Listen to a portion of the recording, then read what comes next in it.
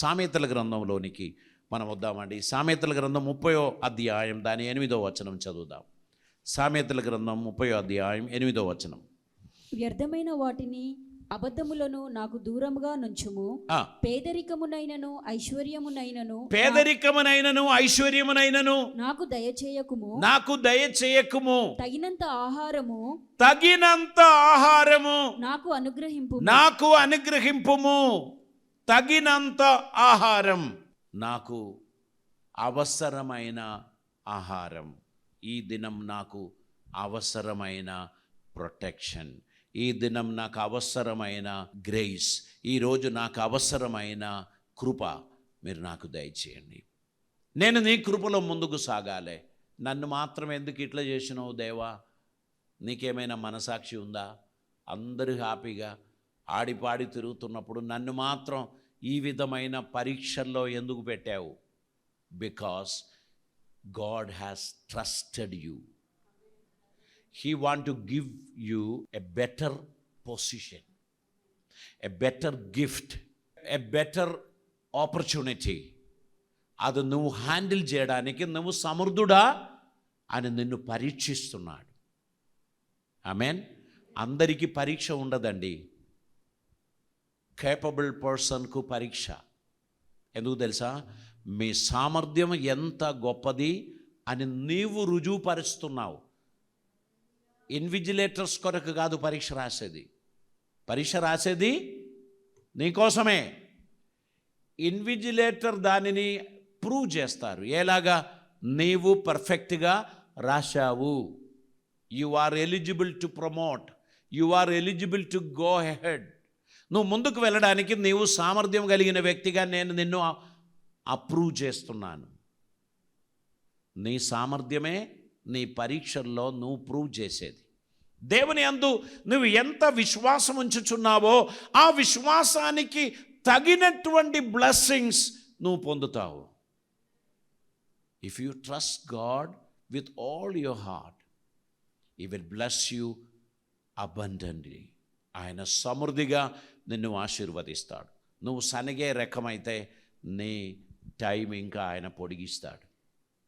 నీకు every day నీకు complaints. ఆమెను చూడు ఎంత చక్కగా ఉంది, నన్ను చూడు ఎందుకు ఇట్లున్నాను అని నువ్వు చెప్పావనుకో ఇంకా పొడిగిస్తాడు దేవుడు. నువ్వు దేవునికి స్తోత్రం చెల్లించే విషయంలో ఏమాత్రం లోపం లేకుండా నువ్వు దేవునికి కృతజ్ఞత తెలియపరుచుకుంటూ పోతే దేవుడు నిన్ను ఇంకా ఇంకా ఇంకా ఆశీర్వదిస్తాడు. నువ్వు దేవుని కృపలో వర్ధిల్లడానికి తగినవన్నీ దేవుడు దయచేస్తాడు. So delete all the complaints from the book. ఆ పేపర్ చింపేసేయండి. No more complaints. దేవా, నువ్వు చేసిన వాటన్నిటికీ వందనాలు. నువ్వు నన్ను నమ్మినందుకు స్తోత్రం. ఈ బరువు నేను మోయగలనని నువ్వు నన్ను నమ్మినందుకు స్తోత్రం. ఇది నేను హ్యాండిల్ చేయగలనని నా యందు నువ్వు విశ్వాసం ఉంచినందుకు స్తోత్రం. నువ్వు నాతో ఉన్నందుకు ఇంకా స్తోత్రం. నీ మీద ఎగతాళి చేసిన వాళ్ళు, నిన్ను అధైర్యపరిచిన వారు, నిన్ను బాధ పెట్టిన వారు సిగ్గునొందినట్లు దేవుడు మీ స్థితిగతులను ఇంప్రూవ్ చేస్తాడు. దేవునికి స్తోత్రం.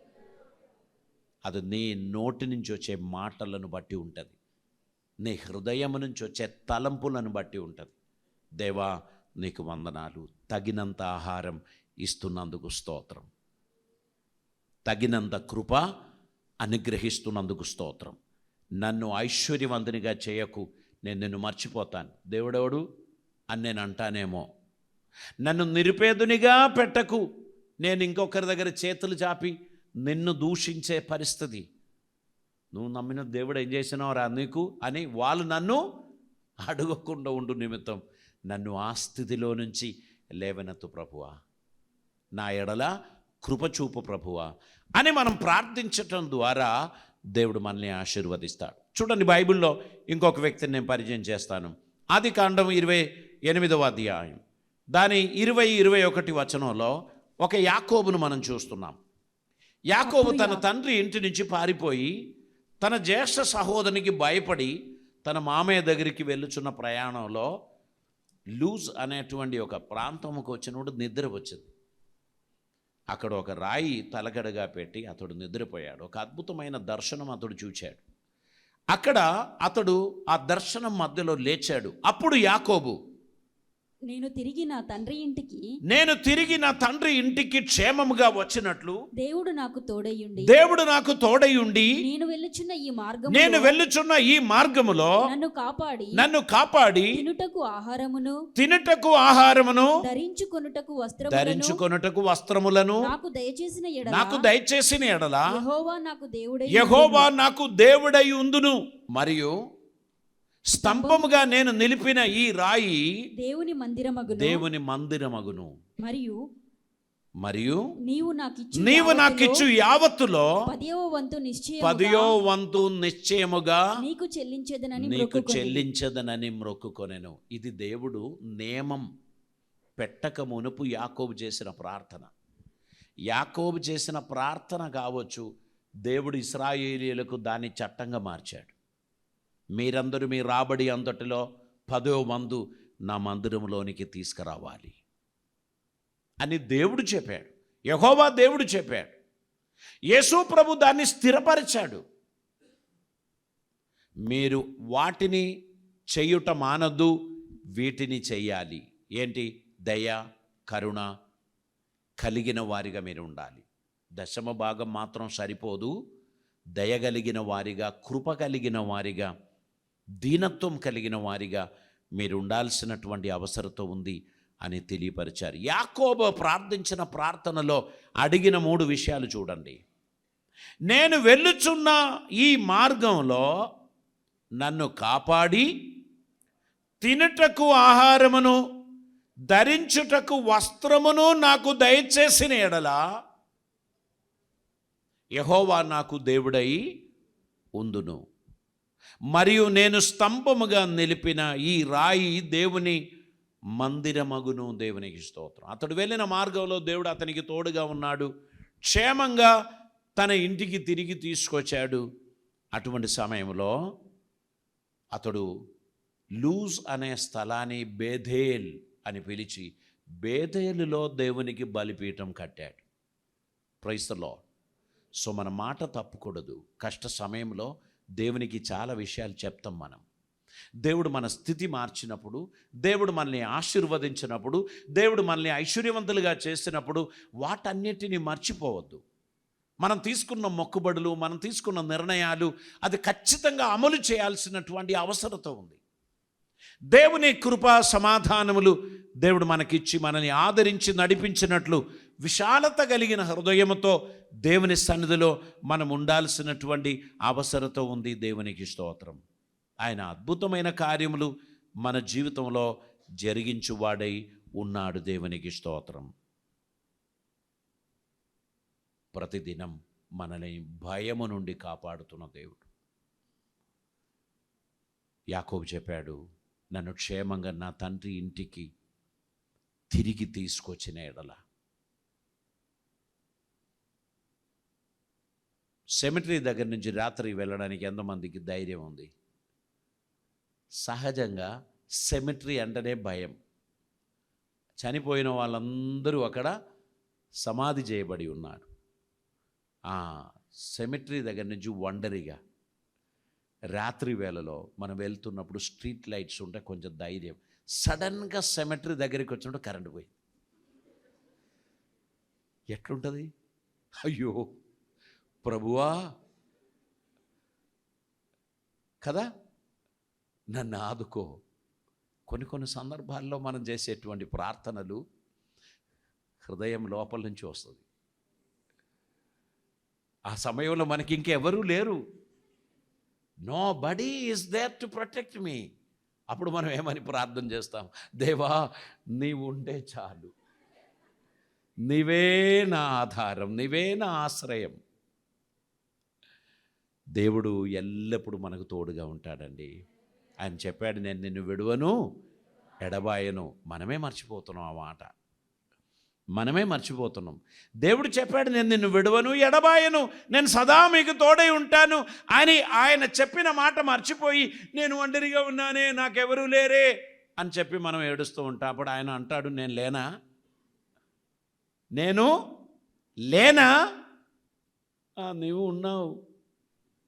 నువ్వు ఉన్నా సరిపోతాయా? ఎవరైనా మా వాళ్ళు నా దగ్గర ఉండాలని నేను ఆశిస్తున్నాను. చాలాసార్లు ఐసీయూలో ఉన్నటువంటి వారికే ఈ బాధ ఎక్కువగా ఉంటాయి. ఐసీయూలో ఒంటరిగా ఉండి ఏమైనా ఒక సైగైనా చేద్దామంటే ఎవరూ లేరు. చాలా నిస్సహాయత, అదొక నరకం లాంటిది.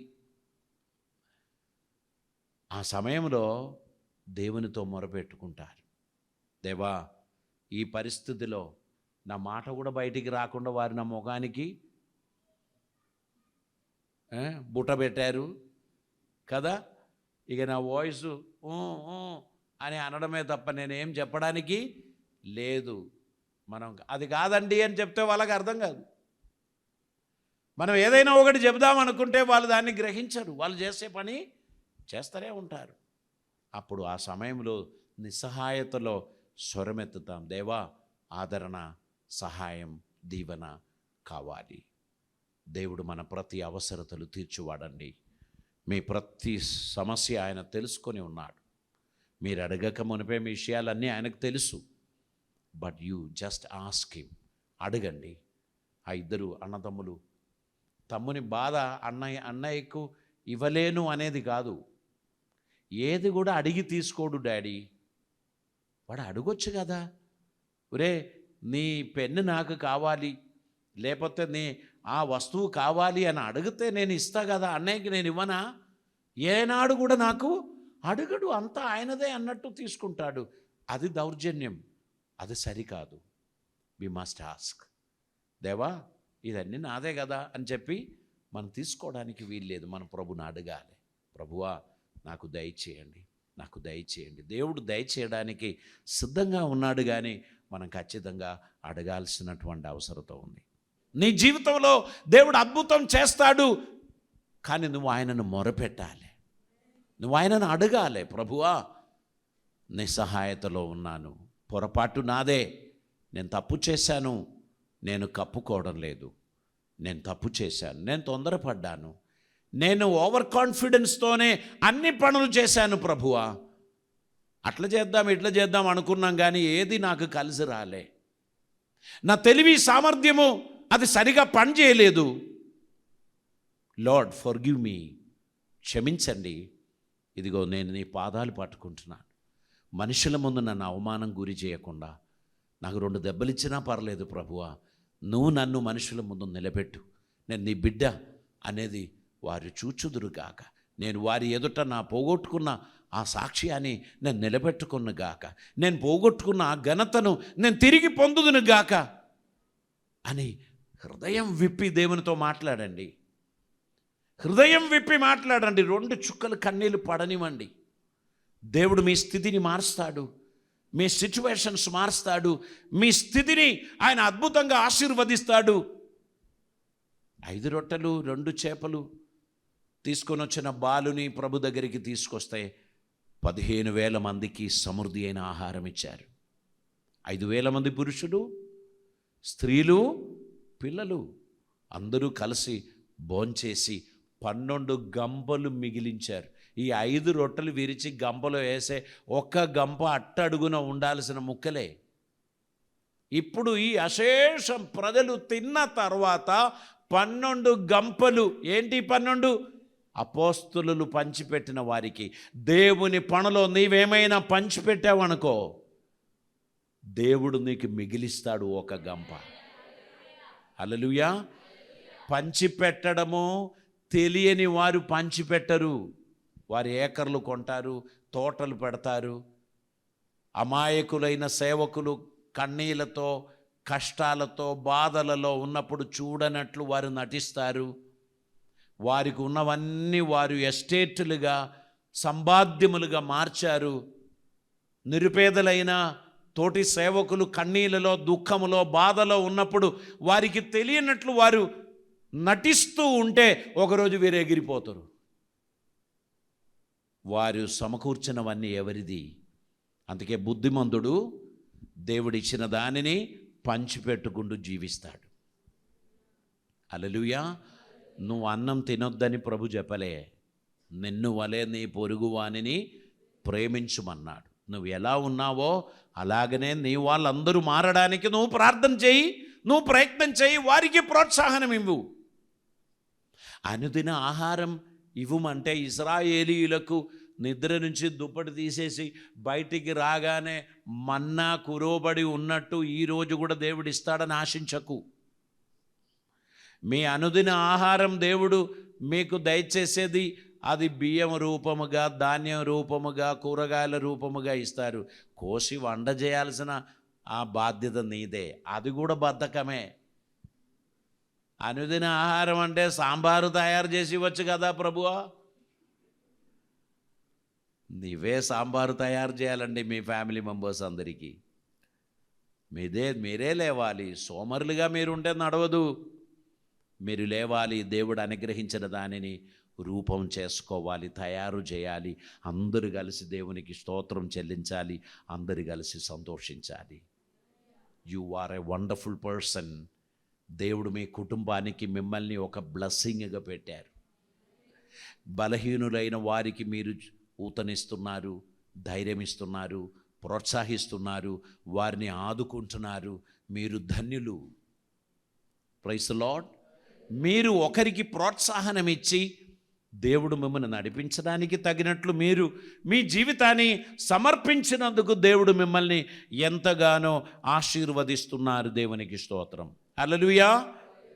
Give us our bread. Give us అంటే మా దగ్గర లేదన్నమాట. మా దగ్గర లేనిదే మనం అడుగుతాం, మాకు ఇవ్వండి.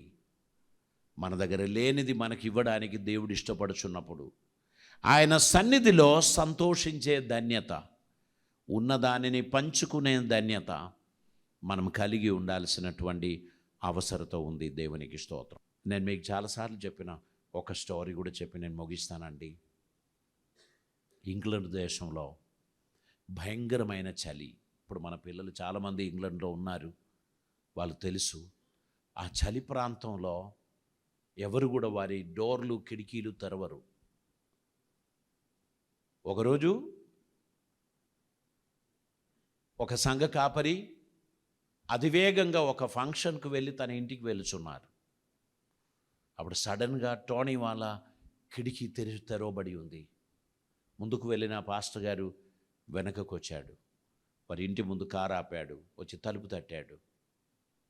అప్పుడు తల్లి వచ్చి తలుపు తీశారు. ఆమె 2 చెంబల నుంచి కన్నీళ్ళు కారుతుంది. ఏంటమ్మా కిటికీ తెరిచిపెట్టారు, ఎవరు చేయని పని ఎట్లా చేశారు అంటే ఆమె తీసుకొని పోయి చూపెట్టాడు. టోనీ మోకాల మీద ఉన్నాడు, ప్రార్థన చేస్తున్నాడు. దేవా, అలనాడు ఏలియాకు కాకోలంతో నువ్వు ఆహారం ఇచ్చావని నేను నా సండే స్కూల్ టీచర్ ద్వారా తెలుసుకున్నాను. ఇప్పుడు మా ఇంట్లో ఆహారం లేక 3 రోజులైంది. నేను మా మమ్మీ ఆకలితో చచ్చిపోతున్నాం.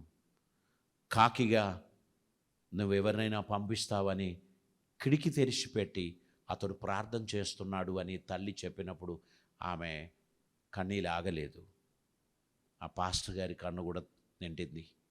పాస్టర్ గారు ఆమెన్ అని అన్నాడు. బాబు ఇంకా ప్రార్థనలోనే ఉన్నాడు. ఆమెన్ అనగా వాడు తిరిగి చూచాడు. టోనీ, ఇదిగో కాకి వచ్చేసిండు. ఆయన ఆమెన్ చెప్పి లేచి వచ్చాడు. ఒక జాకెట్ వేయించుకున్నాడు, ఒక క్యాప్ పెట్టుకున్నాడు, 2 గ్లౌస్ తన చేతికి ఎక్కించాడు, షూ వేసుకున్నాడు. టోనీని తీసుకొని కార్ దగ్గరికి వెళ్ళాడు. నీకు ఇష్టమైన ట్రేలు తీసుకో. ఒక బర్త్డే ఫంక్షన్కు వెళ్తే చలి నిమిత్తమో ఏదో అనుకున్నంతమంది రాలేదు. చాలా trays of cakes, biscuits, chocolates, sweets ఇవన్నీ పాస్టర్ గారి కారులో నింపారు. అయ్యా, మీరు వెళ్తున్న దారిలో కనబడే ఆర్ఫనేజ్లో మీరు ఇవ్వచ్చండి అని చెప్పి పంపిస్తే ఆ దైవజనుడు చెప్పాడు, దేవుడు నన్ను పంపాడు. నువ్వు కిటికీ తెరవకపోతే నేను ఆగేవాడిని కాదు. నువ్వు కిటికీ తెరిచినందుకు నేను వచ్చాను. దేవుడే నన్ను పంపాడు. ఏం కావాలో తీసుకో. Bread, cake, biscuit, sweet drinks అన్నీ తీసుకొచ్చి వాళ్ళ ఫ్రిడ్జ్ అంతా నింపారు. ఇక నీకేమీ డౌట్ అక్కర్లేదు, సమస్తం దేవుడిచ్చాడు, నేనే నీ కాకి. ఆ కుమారుడు 2 చేతులతో దేవునికి స్తోత్రం చెల్లించారు. మీ జీవితంలో అసంభవం అని అందరూ చెప్పిన విశ్వాసముతో ఆ కిటికీ తెరవండి. Praise the Lord. చలిగాలి వస్తుంది నాన్న, కొన్ని క్షణములో, కొన్ని నిమిషాలలో మనం ఇద్దరం ఫ్రీజ్ అయిపోతాం. ఇంట్లో ఉన్న వేడి అంతా కూడా వెళ్ళిపోతుంది, ఇల్లు నిండగా మంచు వచ్చేస్తుంది, ఈ ఇల్లు ఫ్రీజ్ అవ్వబోతున్నది. ఆహారం లేకుండా 3 రోజులైంది, కొన్ని నిమిషాల్లో మనం ఇద్దరం చచ్చిపోతాం. నానా క్లోజ్ ద డోర్ అని చెప్పాడు. మమ్మీ, ఏలియాకు కాకిని పంపించాడు దేవుడు, నా కోసం దేవుడు కాకిని పంపిస్తే లోపలికి ఎట్లొస్తాడు? కాకి వచ్చి డోరు తట్టడు కదా. ఆయన కిటికీ తీసిపెట్టాడు, వారి పాస్టర్ గారే కాకిగా వచ్చాడు. మీ జీవితంలో అసంభవం అని మీ మనసు కావచ్చు, మీ ఫ్రెండ్స్ కావచ్చు, మీ ఫ్యామిలీ కావచ్చు, అయిపోయిందిలే అని అంటారు కావచ్చు, but still there is another chance for the lord. దేవుడు నీ జీవితంలో ఒక అద్భుతం చేయడానికి ఆయనకు సాధ్యమే. నువ్వు ఆయన అందున్న విశ్వాసం విడిచిపెట్టకండి. Lord, give me happiness and joy. ఈరోజు నేను దుఃఖము నుంచి, నిరాశ నుండి ఆనందములోనికి అడుగు పెట్టాలి ప్రభువా. Praise the lord. దేవుని సన్నిధికి వచ్చేవారు ప్రతి ఒక్కరు గుర్తుపెట్టుకోండి, you need to maintain a punctuality. దేవుడు ఆరాధన ప్రారంభిస్తున్నప్పుడే మీకోసం దేవుడు వచ్చి ఉన్నాడు. మీరు ఎక్కడెక్కడో తిరుగుతున్నాడు, మటన్ షాపులో, కూరగాయల షాపులో అన్నీ తిరిగి అయిపోతుందా, ఇంకా అరగంట ఉందా అన్నా, అయితే వస్తా. అప్పటికి వాక్యం అయిపోయే పరిస్థితిలో ఉన్నది. తలకాయ లేకుండా, తోక లేకుండా ఉన్నటువంటి సిచ్యువేషన్లో నువ్వు దేవుని సన్నిధికి వచ్చిపోవద్దు. దేవుని సన్నిధికి వచ్చినప్పుడు ఎ ప్రిపరేషన్ ఈస్ నీడెడ్, సిద్ధపాటు అవసరం. నువ్వు సమయానికి ముందు 15 నిమిషాల ముందు మందిరానికి వచ్చి మోకరించి ప్రార్థన చేయండి. దేవా, నీ సన్నిధికి నేను వచ్చాను, ఈరోజు నీ సేవకుని నోటి నుంచి నాతో మాట్లాడండి, సూటిగా మాట్లాడండి, నన్ను గద్దించండి, నా మస్టు కరిగించండి, నీకు ఇష్టమైన మాటలు నా హృదయంలో నింపండి. నేను కేవలం నీ కృప వలనే బ్రతుకుచున్నాను. నా ఊపిరిని నువ్వు కాపాడినందుకు స్తోత్రం. నా పాడి మోసేవారు ఉండగా నువ్వు వారిని ఆపినందుకు స్తోత్రం. దేవుడు మన జీవితంలో అద్భుతం చేసినందుకు దేవునికి స్తోత్రం చెల్లించుకుంటూ, సనగకుండా గునగకుండా ప్రతినిత్యం కృతజ్ఞతా భావముతో మన విన్నపములను తెలియపరిచి దేవుని సన్నిధిలో మనం జీవించినట్లయితే అద్భుతమైన కార్యములు దేవుడు మన జీవితంలో జరిగిస్తాడు. మీరు సామాన్యులు అని మీరు అనుకుంటున్నారు, నేను మీకు చెప్తున్నాను, మీరు అసామాన్యులు. దేవుడు మీలో ఉన్నాడు, దేవుని వాక్కు మీలో ఉన్నది. మిమ్మల్ని దేవుడు ఎక్స్ట్రా ఆర్డినరీగా దేవుడు చేయబోచున్నాడు. విశ్వాసంతో, పట్టుదలతో, విధేయతతో ఆయన అడుగు జాడలో నడవండి. మీలో ప్రతి ఒక్కరిని దేవుడు ఆశీర్వదించి వర్ధిల్ల చేయను గాక. తల్లు వంచుదాం, మనం ప్రార్థన చేద్దాం. పరిశుద్ధుడైన తండ్రి, కృపామయుడైన దేవా, నీకు స్తోత్రం. మీ సన్నిధిని మాకు దయచేసినందుకు స్తోత్రం. మాతో సూటిగా మాట్లాడినందుకు స్తోత్రం. ప్రభువా, మీరు మా కోసం ఉన్నారు, మా కోసం ఎదురు చూస్తున్నారు అని మాకు తెలియపరిచినందుకు స్తోత్రం. దేవా, నీ సన్నిధి, నీ కృప మాకందరికీ దయచేయండి. పరిశుద్ధుడైన తండ్రి, నీ నామమునకు స్తోత్రం. ప్రతినిత్యం మీ సన్నిధిలో నిన్ను మహిమపరిచే బిడ్డలుగా మేము ఉండడానికి కృప చూపమని ప్రార్థిస్తున్నాం. మీ సన్నిధిలో ఆరాధించడానికి, నీ వాక్యం వినడానికి ఉన్న సిద్ధపాటు మాకు దయచేయమని ప్రార్థిస్తున్నాం. మా హృదయములతో మీరు మాట్లాడినందుకు, మమ్మల్ని తాకినందుకు స్తోత్రం. ఎన్నడూ అనుభవించని ఒక ఆనందం ఈరోజు నా హృదయంలో నువ్వు నింపినందుకు స్తోత్రం. ప్రభువా, ఈ దినం మొదలుకొని నిన్ను మహిమపరచు విషయంలో ఏమాత్రం లోపం లేకుండా నీకు ఇష్టడిగా నేను నడవడానికి నా జీవితాన్ని సమర్పిస్తున్నాను. అని ప్రతి ఒక్కరు కూడా నీ సన్నిధిలో ప్రార్థించే ధన్యత దయచేయమని ప్రార్థిస్తున్నాం. నీ బిడ్డలందరినీ ఆదరించమని, కృపలతో నింపమని, నీ సమాధానంతో మమ్మల్ని నింపమని, మాలో ప్రతి ఒక్కరిని మీరు తాకి నీ చిత్తం నెరవేర్చి నీకిష్టులుగా వారు వాడబడడానికి కృప చూపమని ప్రార్థిస్తున్నాం. నేడు మాకు కావలసిన ఆహారం మాకు దయచేయండి. ఈరోజు మేము సంతృప్తిగా ఉండడానికి కృప చూపండి. ఈరోజు మేము నీ చిత్తం నెరవేర్చి బిడ్డలుగా ఉండడానికి సహాయం చేయండి. మా దోషములను, మా పాపములను నేడు పరిహరించి మమ్మల్ని పరిశుద్ధులుగా చేయండి.